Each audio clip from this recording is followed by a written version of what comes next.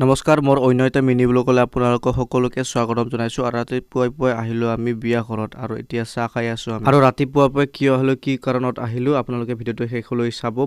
মই আছো বৰ্তমান মেঘালয়া নাগৰগাঁৱত আৰু আমি আহিছিলো বিয়াৰ ফটো উঠাবৰ কাৰণে আমি দুজন আছো অবিনাশ আৰু মই এই আপোনালোকে দেখিবলৈ পাইছে এতিয়া আমি পানী তুলিবলৈ যাই আছো আৰু অৱশেষত আহি পালো আমি সেই পানী তোলা ঘাটত আৰু ইয়া আপোনালোকে দেখিবলৈ পাইছে সুন্দৰী গাভৰু ছোৱালী বিলাকে পানী তুলিবলৈ সাজু হৈছে আৰু ইয়াৰ আগতে নদীত ডুব মাৰি লৈছে ইহঁতে গা ধুব লাগিব যিহেতু আৰু পানী তোলা হোৱাৰ পিছত আমি ঘৰলৈ আকৌ উভতি যাই আছো মন্দিৰত চাকি জ্বলাই আকৌ দৰা ঘৰত যাই আছো আমি ইয়াৰ পিছত আৰু ৰাতি আমি কইনা লবলৈ যাই আছো দৰা পক্ষৰ পৰা মানে কথাটো হ'ল এনেকুৱা দৰাক লৈ যাই আছো আমি কইনা